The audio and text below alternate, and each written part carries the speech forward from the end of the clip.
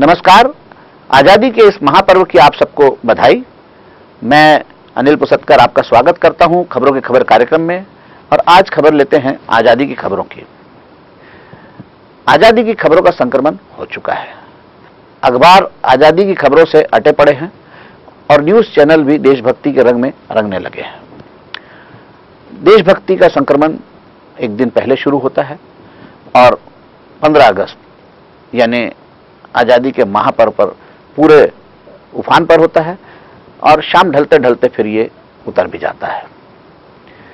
ऐसा ही कुछ होता है 26 जनवरी को यानी गणतंत्र दिवस को। हम साल में 2 ही दिन देशभक्त रहते हैं। देशभक्ति का जो बुखार है पूरे देश पर छाया रहता है इन 2 दिनों को ही। आज भी अखबारों में देशभक्ति की खबरें भरी पड़ी है। हमको आजादी मुफ्त में नहीं मिली है। पता नहीं कितने लोगों ने जान की बाजी लगाई, कितने लोगों ने लाठियां खाई, कितने लोगों ने अंग्रेजों के जुल्म ढहे, कितने लोगों ने घर परिवार छोड़े, कितने लोगों ने हम लोगों के लिए जिन्हें वे जानते भी नहीं थे उनके लिए जान की बाजी लगाकर देश को आजाद किया। हमको आजादी मिली है विरासत में। हम उसका भरपूर आनंद भी ले रहे हैं और लेना भी चाहिए। आजादी का गर्व हर भारतीय को होना चाहिए, लेकिन सिर्फ एक दिन के लिए नहीं। हम अगर देशभक्त हैं तो साल भर देशभक्त रहना चाहिए।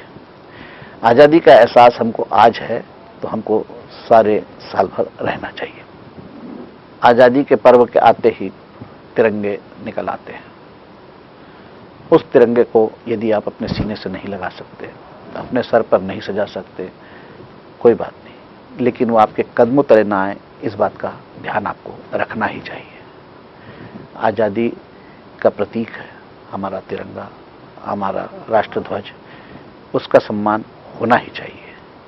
पैरों तले आ जाता है। 15 तारीख तक जो हमारे सर पर सजा होता है, हमारे सीने से लगा होता है, ऐसा क्या हो जाता है कि 16 तारीख को वो सड़कों पर बिखरा पड़ा होता है, कदमों तले रौंदा जाता है। नाली कूड़े सब जगह आपको वही दिखता है। ये बहुत दुर्भाग्य की बात है। हमें तिरंगे का सम्मान करना ही चाहिए। सिर्फ तिरंगे का सम्मान ही नहीं, हमको अपनी आज़ादी का भी सम्मान करना चाहिए। हमको इस बात का भी ख्याल रखना चाहिए कि हमारा भी देश के प्रति कोई कर्तव्य है। आज़ादी का मतलब सिर्फ अधिकार नहीं है, कुछ कर्तव्य भी है। बड़े कर्तव्य अगर ना कर भी पाए कोई बात नहीं, छोटे छोटे कर्तव्य से शुरुआत कीजिए।